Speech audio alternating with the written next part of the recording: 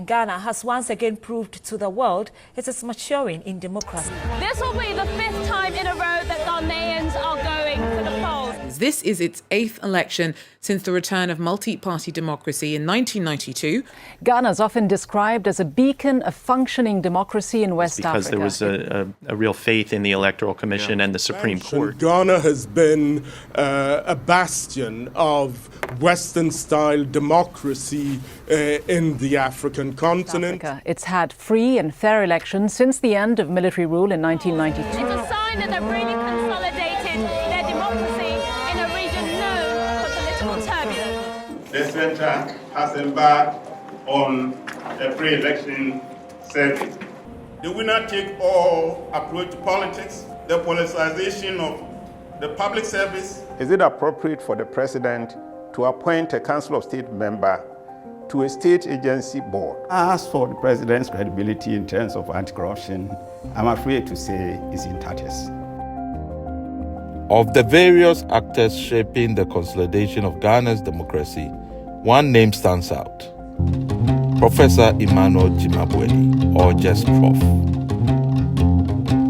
I was somebody who didn't like military rulers, who didn't like dictators, who hated oppression. That assumed economic management of Ghana from 1966 to 1969 did not, for whatever reasons, deviate much from the strategies they inherited. And that's what made me and another colleague who formed the Ghana Center for Democratic Development, CDD-Ghana. We're going to save Ghana, we're going to ensure election transparency, we're going to do anti-corruption. But not just CDD, even at that time. He was almost setting up multiple organizations, if you think about it, that he was setting up CDD, he was setting up the Ghana Integrity Initiative, and even the Ghana Anti-Corruption Coalition around the same time. But he was definitely optimistic that it would end well. Initially, I wasn't so sure. I think it's quite an incredible story. You have to first recognize the background to our work.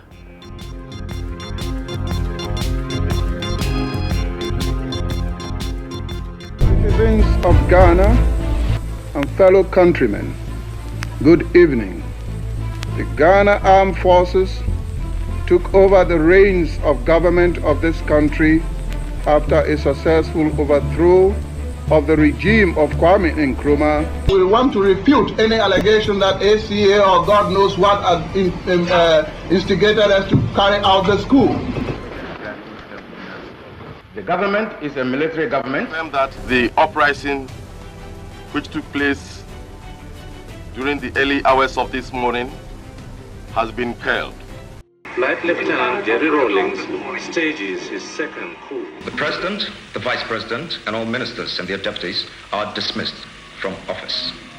The nation had suffered more dictatorships and unaccountable governance than constitutional governance of civilian leadership.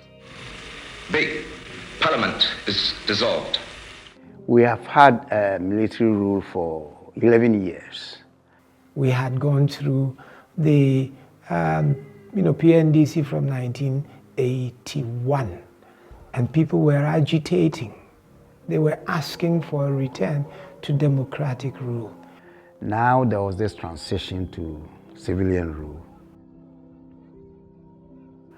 And the one who was the military leader transformed into a civilian leader.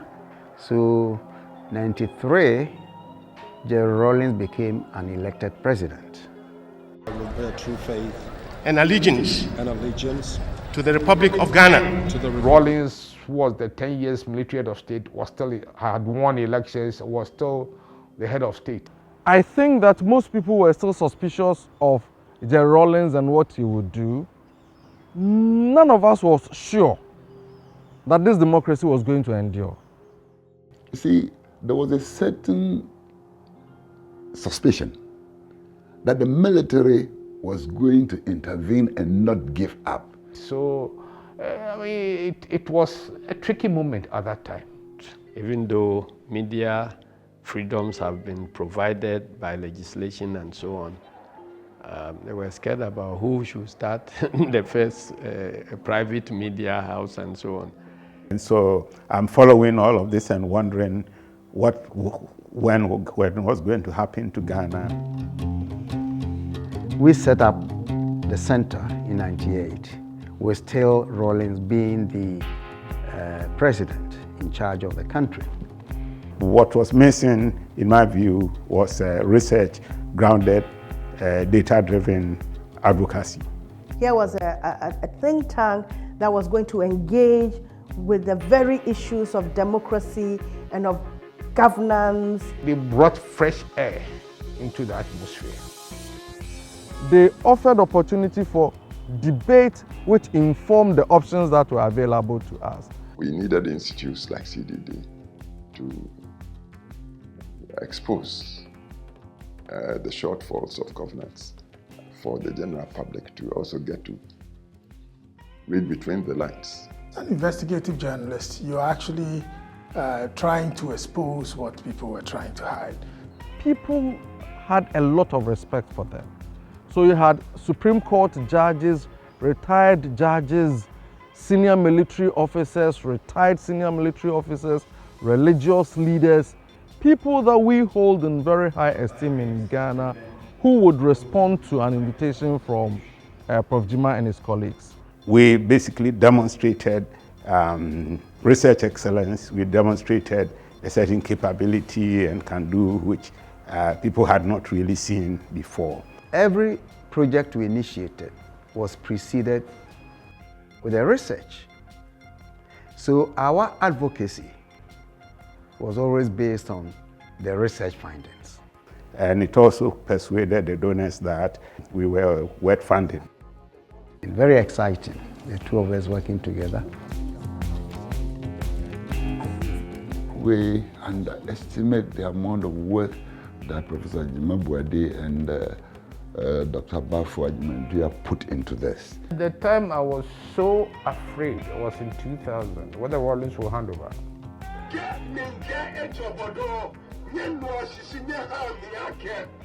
I happened to lead the biggest opposition party. The economy was in shambles, and the situation was really tense. Rawlings' side had enjoyed incumbency advantage. He had everything, everybody feared him. They had quite some apprehension, thinking that, the military are going to do all they can to perpetrate Rawlings and his teachings and whatnot. The trajectory of Ghana's democracy was hugely uncertain. Nobody knew. We'd never done this before. We had never moved by ballot box from a government to another. None of this had been done before. There is that, anxiety about what is the post-Rawlings era going to look like.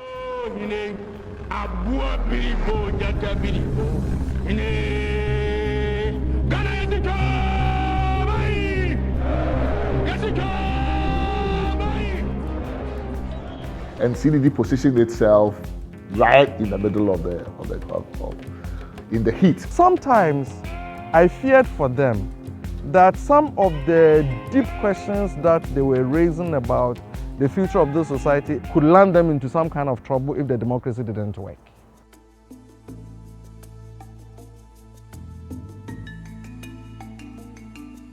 I further solemnly swear that should I at any time break this oath of office, I shall submit myself. And then we had a new parliament. We needed to help the new ones to understand the work of parliament and their own contribution to the work of parliament. Everything CD has undertaken has been undertaken with the sole purpose of promoting democracy and good governance. And also empower citizens to demand accountability, and also leaders also to supply accountability. So both demand and supply side of accountability. And you can only gain the trust of the people if first they know you are not partisan.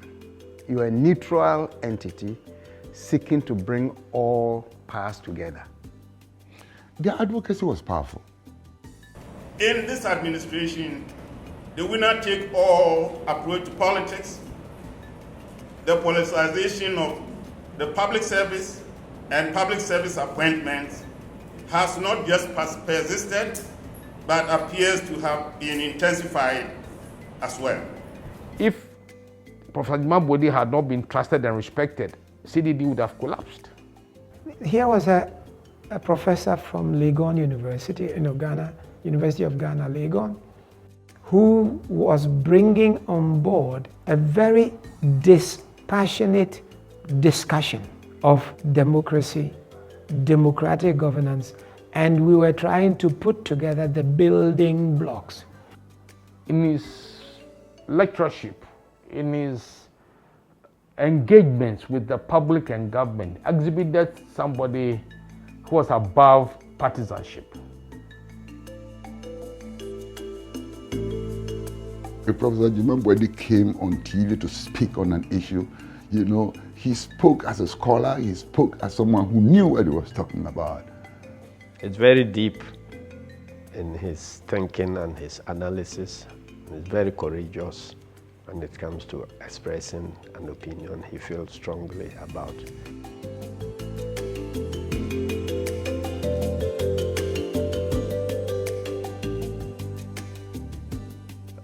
Prof was always controversial.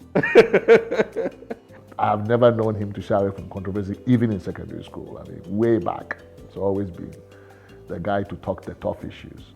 And it doesn't matter who it was, whether it's a president or ministers of state or, other civil society. He took people on principle. That's Gyimah for you.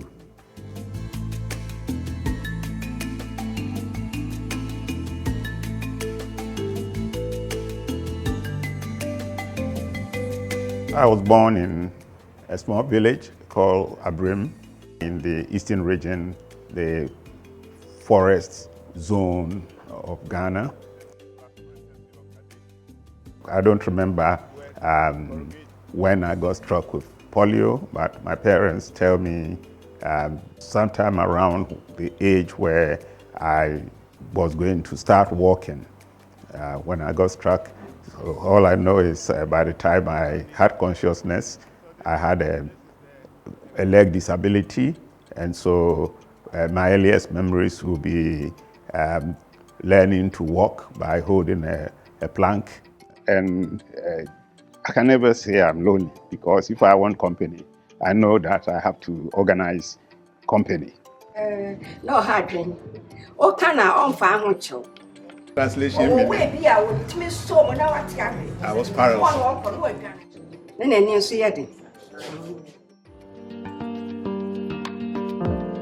This is where my debating, argumentation, part of my nickname as Dr. Gama, the opposition leader of the Parliament of the Second Republic of Ghana, this is all part of where it was spawned. I used to protect myself by being sharp-tongued. He was a rebel. The headmaster wrote a letter to my parents. It suggested that I lacked singleness of purpose in the pursuit of my education career. School authorities want you to do exactly what they want you to do. So I also did not like it. So it drew us closer and closer, and then we were always pushing off school authority. Presumably that helped you to do CDD so that we will fulfill our promise of to rebel oppressors' rule and help us to resist oppressors' rule with all our might forevermore. So I think that was an inspiration. After that, I went to Legon, and I got to the university at a time when Ghana was under military rule. Now I was a fully developed political animal. I studied political science, ancient history, and philosophy. Years as a student at Legon, there was always some demonstration or strike against the government, against the authorities. So we were in that mode, and I was an avid participant in those because, as I said, I didn't like that military regime at all. I graduated with a good class degree. The university put me on a staff development program, and so I was entitled to a University of Ghana scholarship. And in my case, the exchange program provided some cover. So I left for the US. So I was there altogether for 7 years, doing master's and PhD. One of the important things that happened when I was at the University of California was to have met and dated a lady who eventually became my wife, Brooks Robinson. I saw myself as preparing to return to Ghana to teach. So I came back to Ghana in February 1986 to take up an appointment as a lecturer at the University of Ghana. Fortunately, before I left for Ghana, she got accepted into the US Foreign Service and got posted to Ghana. It was my first assignment as a brand new American diplomat. And I was very lucky. I got assigned to Ghana. That was remarkable. Returning to Ghana in the late 90s, advantages that had accrued in the course of my stay in Washington, D.C., where I got exposure to the world of think tanks, the world of grounding policy and action in analysis and data, because I'd been working in think tanks. Gyimah is an amazing networker. He knows how to network, and he had all these connections within and without. Partly because I've been an active scholar in writing and analyzing, publishing on about African politics, Ghanaian politics. When I met my colleague, Dr. Bafu, he knew of me, he had heard about me from his professor, and so it was easy for us to connect and to bond and to eventually work together. Well, the financing aspect, the biggest part was renting premises. And in Ghana, renting premises meant paying 1 or 2 year rent advance. And it was a big chunk of money. And then paying salaries right from the beginning when you have not secured a single grant. And the loan from my wife was very helpful to enable us to be able to take care of some of those things. I brought some chairs and tables from home, plates, cups, all those things. I brought them from home. Me, as co-founder, leader, initial chief financier of CDD, who had no access, could not just go and access CDD funds. We did that by hiring a professional accountant. We also took a decision to make KPMG our external auditor. At that time, that was also unheard of. Gyimah was more tied to the research section, supervising the research and other things, and also making some very important contacts that we needed to make. And I was more also on the implementation kind of stuff. I used to joke that Gyimah has the brain to think and do all the big things, but I have the legs to go around and get things done. One of the key things is Professor Gyimah's ability to build an intergenerational team. Gyimah has this facility with people that goes way, way back. He's a scout in a good way, like a scout who scouts, food talent. I was several years his junior, and as I observed while we were in advanced secondary school, he had friends almost in every class. And he has that in him, where he's able to identify somebody has talent and has to be pushed to their, to see their full potential. He's not intimidated or scared of letting them take on roles. When we started, it was mainly that. He was able to see and pull in all of the people he thought could be on that ship with him. We started with a very strong team of individuals who really were very committed. And that's what it's been. That's what took CDD to become what it is. It took people who had ideas. It took people who were dedicated, people who believed in a cause, in what it is that we set out to do. It has built its institution on key values of accountability and probity and equality, human rights.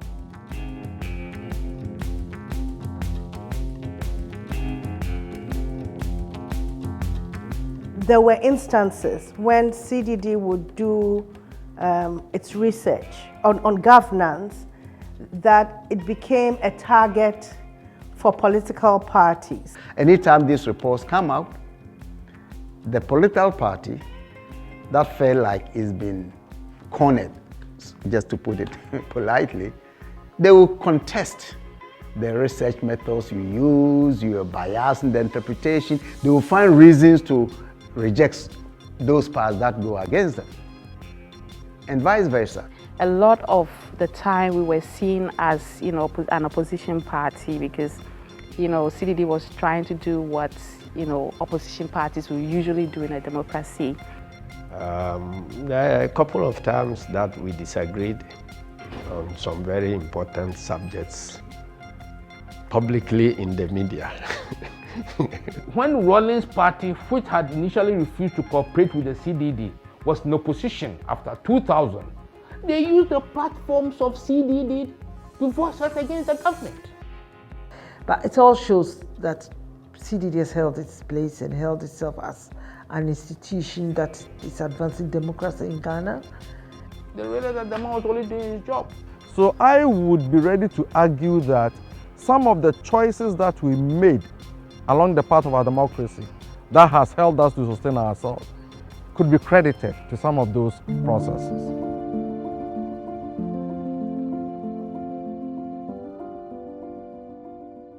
As for the president's credibility in terms of anti-corruption, I'm afraid to say it's in tatters. He's a fearless anti-corruption campaigner. And he helped to organize the anti-corruption architecture for Ghana. Corruption Watch has uncovered that some officials allegedly manipulated a number of contracts awarded as the Environmental Protection Agency in recent years. He has written articles and papers on very sensitive and important subjects, particularly corruption. His works are like a standard for all other people. We held a National Integrity Workshop back in 1999, and then eventually led to the founding of the Ghana Integrity Initiative, which is the Transparency International Chapter Ghana. I became involved in establishing another agency, another institution called the Ghana Anti-Corruption Coalition, GACC. So you can tell from this that the anti-corruption architecture really was driven by Professor Gyimah-Boadi and CDD-Ghana.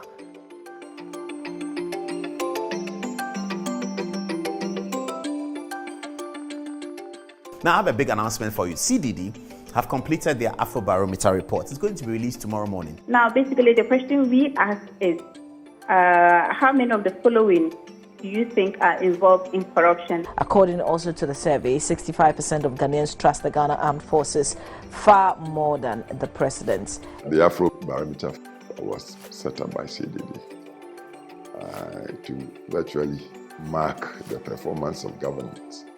And that was something. Moving with this agenda of well-executed, scientifically reliable and credible opinion polling, we got enough funding to be able to initiate the first survey in 12 countries in 1999.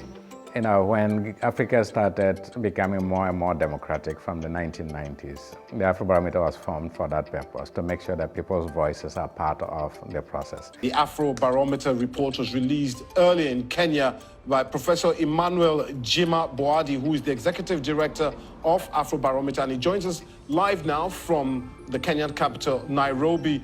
We saw the transition from the Rawlings regime to the Kufuor regime in 2000. We needed observers like CDD to keep on checking, reporting on us. Bringing people's voices into the democratic process is one of the key tenets of democracy, because, I mean, democracy is a government that has to be for the people and by the people. Anytime we release the results, I would hear, those who were in opposition now complaining that, why the results are against us. What the figures also suggest is that Parliament is even less popular than the presidency. But to say that the institution itself as a whole is manifestly so corrupt that it can be rated as a third, respectfully. What do you think fits into that perception? Afrobarometer in 35 countries or 37 countries now. That's just another incredible story, and it's known for its quality public opinion survey. Ladies and gentlemen, I am pleased to announce to deploy approximately 8,000 of our members in all 275 constituencies in the 10 regions of Ghana. Cordio is another creative element of CDD. And its job is to serve as citizen watchdogs over the election processes. We have a checklist that is guiding the work that they are doing. But we're able to see exactly what they have been able to observe. I'm supposed to observe to see whether those people are coming in to check whether their names are in there. Cordio has perfected the use of parallel vote tabulation, where Cordio establishes a framework for collating the votes that have been counted at selected polling stations, capturing statistically what the presidential election outcome should be. In our attempt to bring electoral peace, in our attempt to get all parties to accept the outcomes of elections, that has been very critical. Almost all the things I did that led to the establishment of these other institutions were done, first of all, they were complementary to the work of CDD. Just that each of them had some kind of a focus. And to actually nurture these organizations over decades and ensure that it is handed over, it transition from one set of founding actors to, now an institution that is running with different actors who have come later on and still has its quality, it's expanding, it's respected, enjoys all of the, the accolades that, people throw at it. With the networks is established across West Africa, globally. I think it's quite an incredible story.